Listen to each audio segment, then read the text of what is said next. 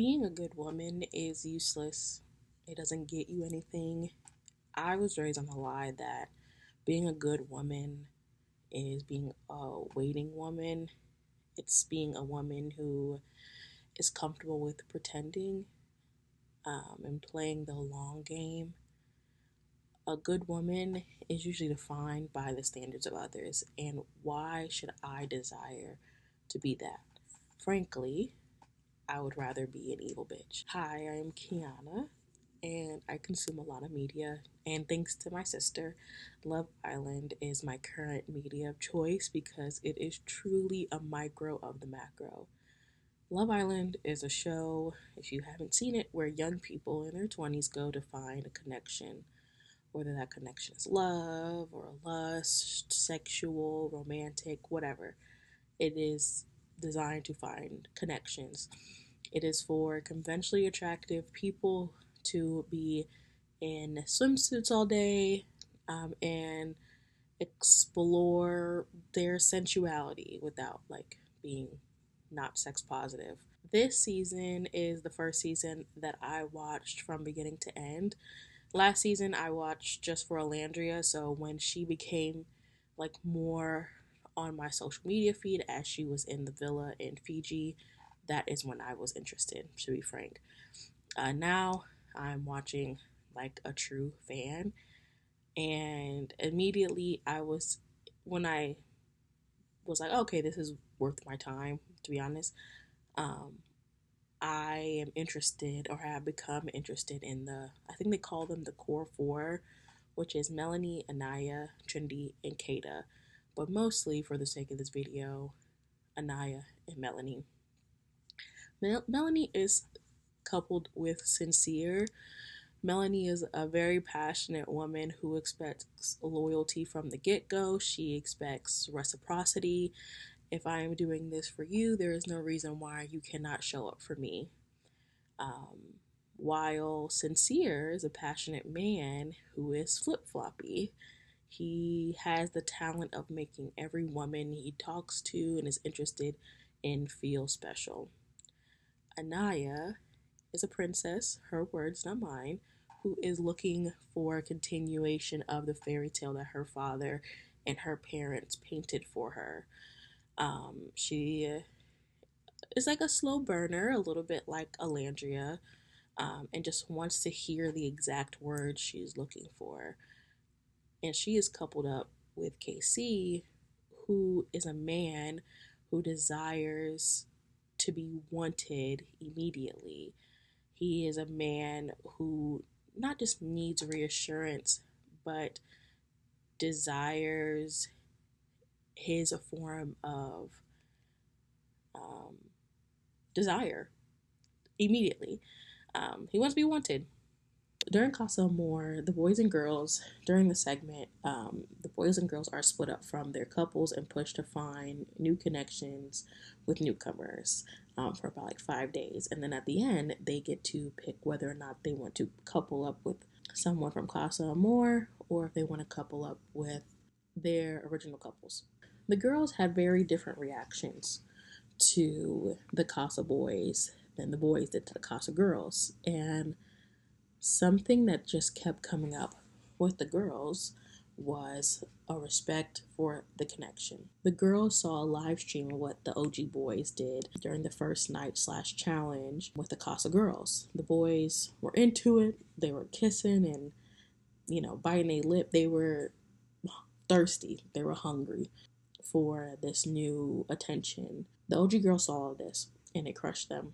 But even then, they figured that this was just the heat of new women, and they figured that the men they were coupled up with would be mindful of the women they left back in the villa. So then they desired also the women to be respectful of the connection. But the OG men were not. And even after seeing that, when exploring the Casa boys, tried to keep it cute. Kata and Melanie refrained from kissing and cuddling. Trinity stopped exploring altogether. And Anaya, even though she had a great connection with Carl, someone who made her feel seen and heard and who they connected with, she chose what she called her gut and chose to remain in a couple with KC, who ended up getting with TT, one of the Casa girls, a girl that he felt wanted by, a girl who saw his aura, the thing that he felt was missing with Anaya. When she realizes this, when she sees this, outlines all of the times that she chose him, and it wasn't enough for Casey. She was a good woman from a good family, the woman who chose him, and it got her humiliated. And this is something a lot of women learn, and they have the privilege of learning it in private, while unfortunately Anaya had to learn it in public. Anaya did her best to be the cool girl who did not crash out. She tried having conversations, and still. Melanie played this from the same handbook as Anaya, but got her man back, but something was missing. She chose sincere. She respected the connection, despite the sincere not. But she couldn't shake the feeling. She was happy that Sincere chose her, but at what cost? She was like, you knowing where home is not enough. Why can't her goodness be enough to keep him home? Sula is a book by Toni Morrison that follows the friendship between Nell and Sula.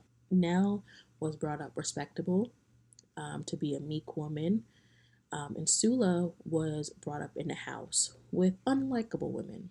I can talk about this book for hours and hours, but for the sake of this discussion, I want to mostly focus on Sula and Nell's friendship. Nell ends up marrying Jude Green, and right after she marries, Sula leaves town for 10 years and comes back, and Jude is intrigued by Sula. Sula is a woman that talks back. Sula is a woman who is stubborn and opinionated, and I mean these as compliments. And Jude sees that he can see why Sula is unmarried, that she was the kind of woman that can stir up a man's mind, but not his body. Sula is probably, at this point, the opposite of Nell, where Nell irons her clothes, takes care of the kids, has the babies. Sula does not mind being dominant in a conversation in the presence of a man. And this intrigues Jude, so much so that they end up having an affair, and Nell catches them. And to my understanding of the book, Sula can't, not that she doesn't want to, but can't understand why Nell was so upset with this. The only person that Sula felt like she belonged to was Nell, and the thought of belonging to a man was taboo to her. Throughout their friendship to Sula, Nell was the only one that could see through the women in the town, the town being called the bottom. She saw that the narrower their lives, the wider their hips, as Toni Morrison puts it, and that the women in that town were performing womanhood rather than living it, and that it was all a facade, that it was nothing, and now Nell was the same as them. And Sula could not fathom Nell falling victim to being a good woman, and it got her nothing. Her being a carbon copy of the other women, the women whose husbands slept with Sula's mom, the women who didn't have dreams or ambitions, that didn't center their children or their partner, and the ones that did let them die. She could not see why Nell would choose this. A good woman is a human. She's a footstool, and Sula and Nell both knew this at one point. On her deathbed, Sula tells Nell being good to somebody is just like being mean to somebody. Risky, you don't get nothing for it. When Nell was a girl, she knew she didn't want to be anybody else's. She wanted to be herself, not her mama's daughter, not her husband's wife. She knew she wanted to be her own, but as she grew older, she saw the appeal of being picked. Toni Morrison writes that, and greater than her friendship was the feeling of being needed by someone who saw her singly. She didn't know that she had a neck or lips until Jude saw them. That feeling pulled her away from her friendship that Toni Morrison writes, felt like intimacy.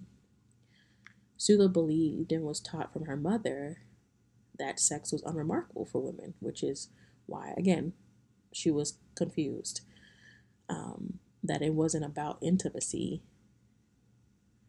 And that is until she meets Ajax. She gets a taste of possession and the feeling of being consumed by someone when Sula starts a situationship or relationship with Ajax.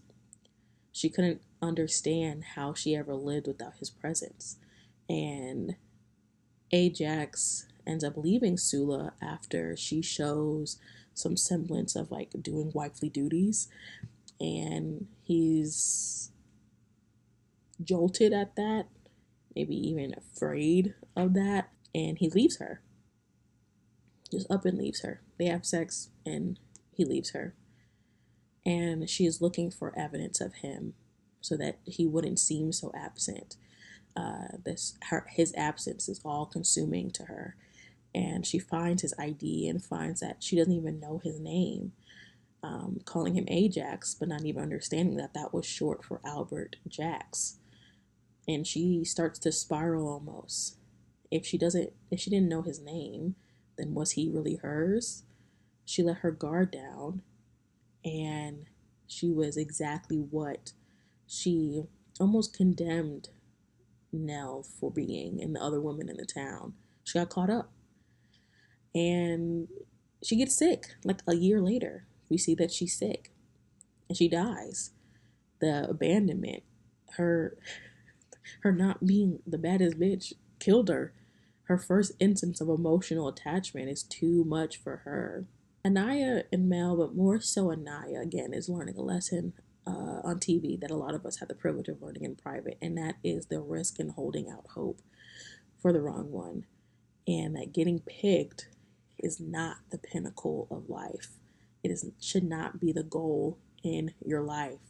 The term being male centered, I feel like, has been conflated and misused, but I think it is hard to critique the people on Love Island, critique these young people, men and women, for being male centered when being picked is the point of Love Island. There was also like a moment in the beginning of the season where Beatrice is talking to Melanie and she's like, I want to show my personality, but I feel like I have to change it in order to be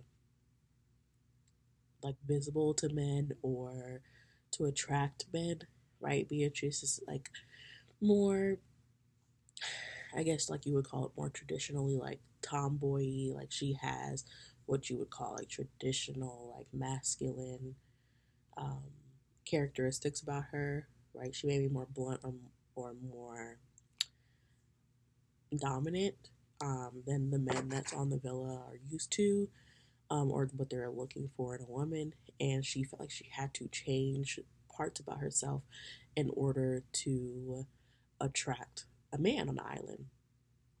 And it's just like an example of a woman performing femininity and womanhood instead of just being the version that she already is authentically, um, right? KC feels like he is owed Anaya's sensuality and sexuality, because of the connection that they have, right? He goes on to say they have nothing in common, which is weird on why he then felt attached to her sexuality so much. But he then calls her a grandma because at night when everybody else is doing some form of sexual action, she's sleeping. And her being a good girl, her, not having sex on national television, her, protecting the legacy of her father, who was a former NBA player who has charities, right? She's probably like, not to mix reality shows, but she's probably like, a Portia Williams was like on her first season of Real Housewives. Um, she has to, you know, care a little bit more about public perception than maybe other people on Love Island. And again, her being a good girl to what society standards is still gets her public pushback. It gets Casey calling her a grandma and disrespecting her behind her back. And it is the reason why Casey ends up going for TT, aka Tierra, is because she matches his need for sexuality early on in the connection. Um, and again, I'm not saying that if Anaya would have put out in any capacity, then she would have gotten her man. But what I'm saying is, even when Anaya was performing Good Girl, right, there was still a problem. Just to go to show you that these standards of what a good woman is fickle. It doesn't matter. The rules are made up. They're all pick me's. Again, men and women alike. Morality, being a good woman, is not going to save you. It didn't save Anaya. It didn't save Sula. It didn't save Nell. We are taught that morality is safety, but the minute we are not performing it, we are casted away. When it gets around a town that Sula slept with Nell, she is treated as a demon, literally. Like everything bad is blamed on her. Her death is seen as a good omen. When, again, I don't agree with her actions, but sleeping with your friend's husband is not the worst thing you can do. There were other people who were worse in that town, and they were treated better than Sula. And the men were the ones that, cemented her fate as a bad woman. But Nell's life isn't full of opportunity and love and pleasure. She lives a small life even after Jude leaves, or after she leaves Jude. She is still married to this good girlness, blaming the bad one for her misfortune while missing the cheater. Sula gets to live her life to the fullest, even though she dies an early death, in comparison to Nell. But Nell is stuck being a good woman. Sula cements it with, I got to live in this world. My lonely is mine. Now your lonely is somebody else's, made by somebody else and handed to you. Ain't that something? A second-hand lonely. Sula kind of mocks Nell even on her deathbed. Like, your loneliness is attached to a man. The loneliness I feel is mine. I'm in control of it. You have a reactionary life, reactionary emotions. Your emotions ebb and flow depending on what a man thinks. How embarrassing. There's a lot of critiques about This Is Not Friendship Island. They did it with Alandria, to my knowledge. They did it to Alandria and Shelly when they were upset with Huda and all the things that she did. And they are doing it, because of Soul's connection with Sincere and Casey. They're doing it when Trinity and Kata and Melanie stick up for Anaya. When Casey brings TT back to the villa. But why is that not looked at as an option? Why is this bad that these women found each other? I watch for the friendships. Reality TV is unethical, so finding love on one is not going to be 100% guaranteed when the producers are puppet masters. So why can't the genuine friendships be a part of the story? When Sula dies, Nell is the only one that cares. She called the police, she sets up the funeral and the burial, and she realizes by the end of the book what she lost. She understands that this hole in her heart, that it wasn't Jude. It wasn't about a man. She was missing Sula. And she lets out this long cry. This isn't to say to be mean to men. This isn't about discarding men. This is about recentering what it is to be good and who you should be good to. You don't have to perform morality for value. But maybe this is about discarding men. Maybe this is about discarding the desire to be good and performing good for a guarantee in life that is not guaranteed. Right? Anaya did all the things, picked him, making up for not picking him in the beginning. And still, Melanie, Kata did all the things so that they can be picked. And still, they can't shake the feeling of, I didn't like what I saw. Maybe I should have explored more. I can't be 100% happy in this moment. I think what is important in both Sula and Love Island is the friendships between the women. That they are not, that the men do not get in the middle of the friendships. Now, I don't necessarily agree with Sula's actions, but I can understand why she felt this was not that big of a deal. These niggas, the men have continued to show to disappoint women they are in relationships with. Why are you shocked? It just happened to be me. Why are you so beholden to this man that he can shock you? Oh, that's a word. Jesus, Jesus. There is no payoff or reward for being a good woman.